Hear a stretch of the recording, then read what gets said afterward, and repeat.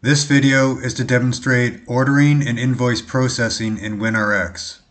Formulary ordering is also discussed, the purpose of which is to select drugs for order from manufacturers in such a way that significant financial benefits are obtained by the pharmacy. To set up ordering in WinRx, I'll begin by going to Location, selecting the pharmacy location, and setting the stock control field. When I hover the cursor over this field, I can see there are three options: blank, S, and N. If this field is left blank, stock control is turned off in WinRx. If this field is set to N, drug stock levels are updated when prescriptions are filled or reversed in WinRx, but items are not added to the buy list. When this field is set to S, drug stock levels are updated when prescriptions are filled or reversed in WinRx, and items are added to the buy list when drug stock levels drop below threshold. Since this field is already set to S, I'll press Cancel to exit this window. Next, I should make sure that wholesale suppliers are set up correctly. In this case, I'm going to order a drug from the wholesaler McKesson, whose information I can view by selecting the McKesson entry in the suppliers list. The McKesson ID code is PClick, and valid McKesson account and customer numbers should be entered. The account number has 6 digits and the customer number has 7 digits and can be found by logging into the pharmacy's online McKesson account. We can also see that the order method is set to A to export an ASCII file, and the temp directory is selected as the destination for this export. The ASCII file is the document that is transmitted to McKesson via PharmaClick. Also notice that the e-invoices field is set to Y to electronically process invoices. This is important because it will affect the order status of items ordered in the buy list. To demonstrate how items are added to the buy list when a drug stock level drops below threshold, I'll fill a script for a patient. First, I'll select the patient.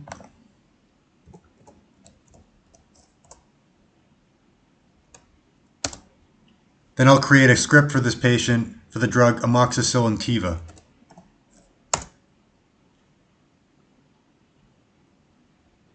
Editing the information for this drug, I can see that the wholesale code is PClick, the quantity on shelf is 180 units, the buy threshold is 90 units, and the purchase detail quantity is 100 units.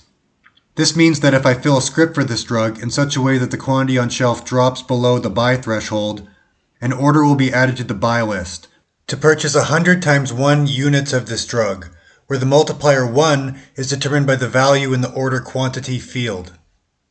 Note that if I do not want drug stock levels to be updated when prescriptions for this drug are filled or reversed, I can set the order quantity field to 0.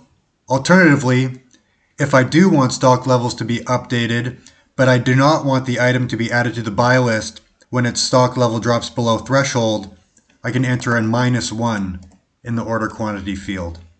Here I'll leave the order quantity field as 1 so that the item is added to the buy list, and press F10 to update. Filling a script for this drug,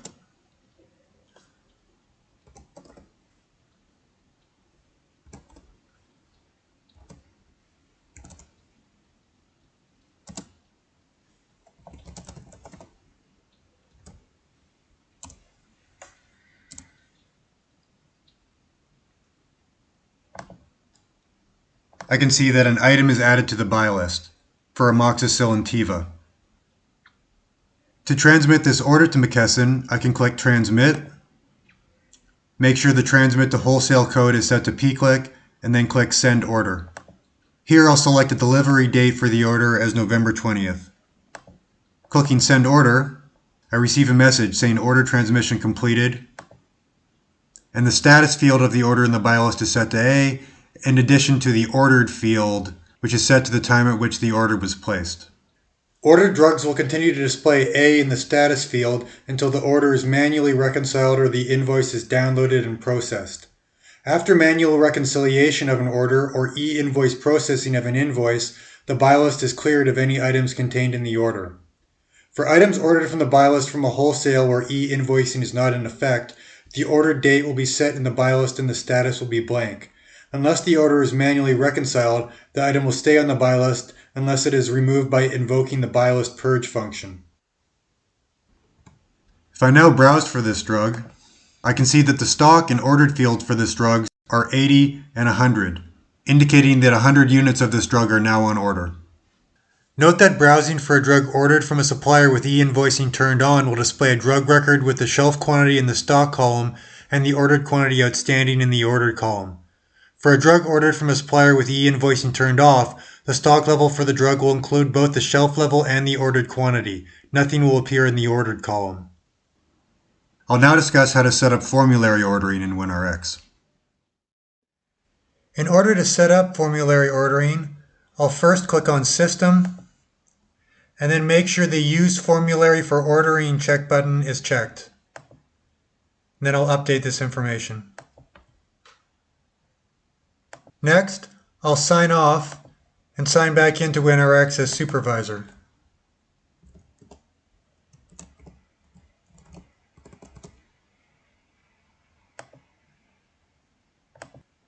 Going to Utilities, and then clicking on Formulary, a window is presented, which asks me if I would like to select a formulary file.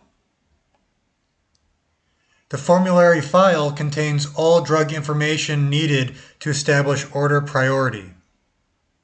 In this case, I'm going to select a Pharmacy Brand Canada formulary file by clicking on the Browse button and selecting the Excel worksheet file. This file is downloaded from the internet. When I load this file into WinRx, each drug in WinRx that appears in the formulary will be assigned a priority based on the priority of drugs in the formulary itself. Formularies from a number of different organizations are available, but only one can be in effect in WinRx at a time. With the formulary selected, I'll now click Run. Loading the formulary may take some minutes to complete. In addition to assigning drugs in WinRx an order priority, this step also assigns a group identifier to all the drugs in WinRx downloaded from the federal government website. Drugs with the same chemistry and thus the same clinical effect will be identified with the same group identifier, and provide the pharmacist with different choices of which drugs to order in the buy list.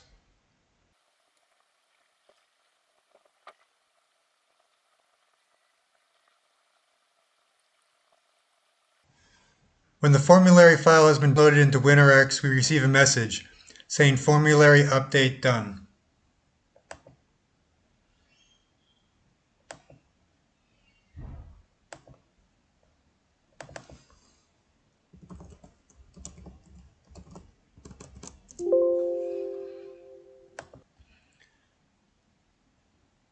Back in WinRx, when using the buy list, the enabling of formulary ordering allows drug substitutions to be made. For example, amoxicillin, as shown in the buy list, has the number 2 in the priority field. If I click Substitute, I can see that according to the formulary we downloaded, amoxicillin APO has higher priority than amoxicillin Teva. Therefore, in this case, I'll select the generic APO. When I do, amoxicillin Teva is replaced with amoxicillin APO in the buy list. And in this manner, the selection of drugs to be purchased can be optimized before placing the order. When a pharmacy receives shipment from a wholesaler, they can update their drug inventory by manually processing items in the buy list or by processing one or more electronic invoices received from the wholesaler, which may be necessary if electronic invoice processing does not correctly reconcile all items in the buy list. I'll first demonstrate how to update drug inventory using manual processing in WinRx. To do this, I'll use the example of the drug amoxicillin. Browsing for the drug, I can see that amoxicillin Teva is on the buy list with 100 units ordered and 80 units in stock. Going to the buy list, I can see amoxicillin is an item listed for order. To process this item, since it's been ordered from McKesson, I should make sure that the wholesaler is P-click and then click on Order History. In Order History, I can see an order whose date matches the date of the item in the buy list, whose inventory I wish to reconcile. Clicking Enter to select this order, I'll then click on Manual Reconcile. I'm presented with three options: Edit, Add Item, and Done Reconcile. Edit can be used, for example, if the item was not received, in which case I could change the units to 0 to indicate that inventory should not be updated. Here I will not edit the item. If a different item was shipped by the wholesaler, I can account for this by clicking on Add Item and searching for the item that was shipped. For example, if amoxicillin APO was shipped instead,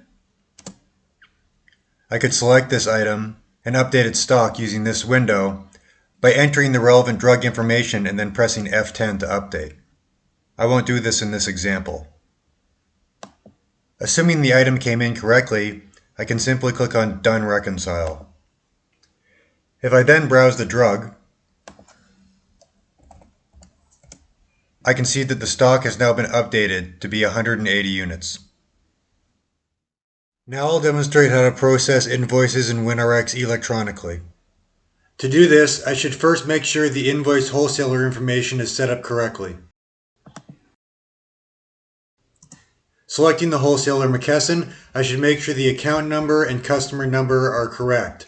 If the pharmacy account number is incorrect, invoices will not be downloaded correctly. Also notice that e-invoices is set to Y. Automatic downloads are only possible from wholesales, where e-invoices is set to Y in the wholesale record. Next, going to the buy list, I'll select e-receive invoices. Noting the wholesaler is already set to P-click, I'll select a date to determine which invoices to download. If I leave this date blank, all invoices from today's date minus 3 days to today's date will be downloaded. Here I'll select a date of November 21st, meaning all invoices from November 21st to today's date will be downloaded. After selecting the date, I'll click Download. The invoices retrieved from McKesson for this date range are then sequentially displayed in the window until a message appears stating that the invoice download is completed.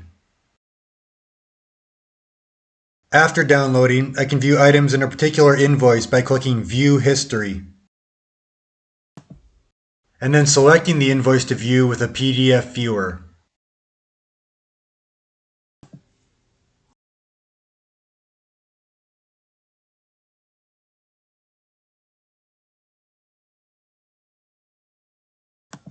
I can also view which invoices have been processed by clicking on the Show Download Files checkbox. If I then wish to process an invoice which has not yet been processed, I can select it and click the Load button.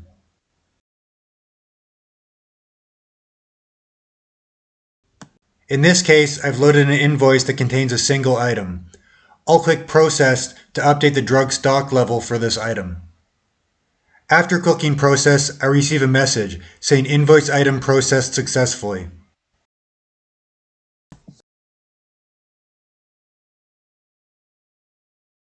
I can verify that the stock level for this drug has been changed by browsing for the drug and looking at the changes to the drug stock level.